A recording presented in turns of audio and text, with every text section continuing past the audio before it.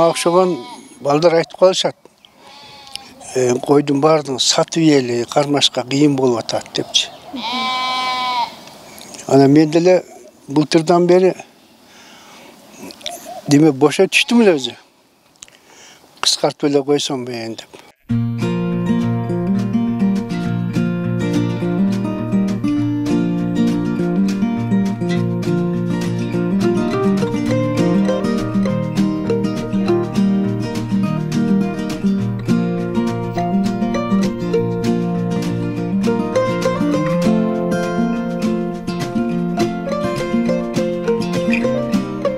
Birinci жылдары жүндүн баасы килограмм 250 сомго жетти. Анан али коронавирус ооруп чыккандан кийин чет мамлекеттен ала турган кишилер келбей калды, жүн албай калышты. 2-3 жылдан бери албай калды. Анан жүндүн акчасы 50 сом, 80 сом, 100 сомдун ортосунда болуп калды. Былтыркы жүндө 800 килограмм тапшырдым, 60 сомдон.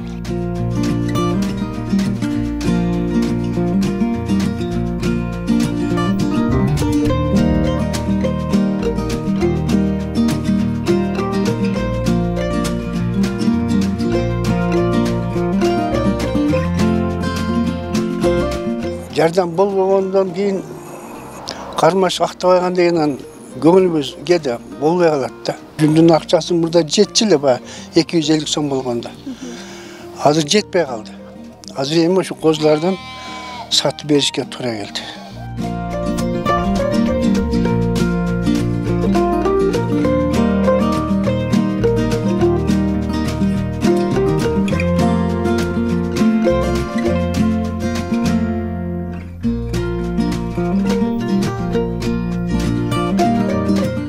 Чарбада иштеп жүргөн киши таштай албайт го. Аксакалдар дем берет бизге.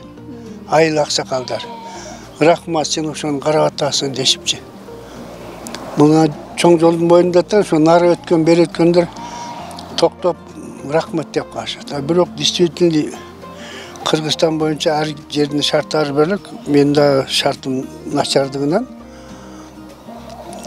токтотуп койгонго коеюн десин, бирок көңүл чыдабайт.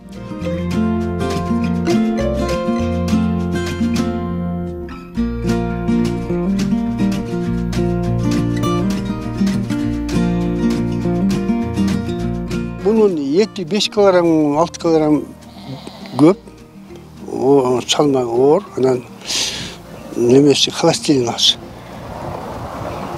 Oşa ana eti şirin bulat. Buna şu misal için güzde gelgende şu 18-20 kilogram beriş gerek de.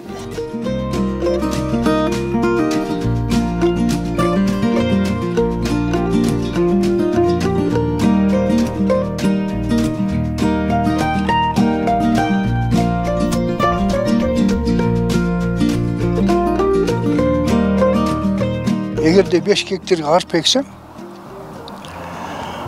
3 tonnadan alganda 15 tonna olardı. 15 tonna mayaga 3 ayga жетет. Anan kalganda 3 ayga жетпейт. Cem. Nana çöğüm daha жетпейт. Anan bizdin ayıl hükümetten de mümkünçülük yok.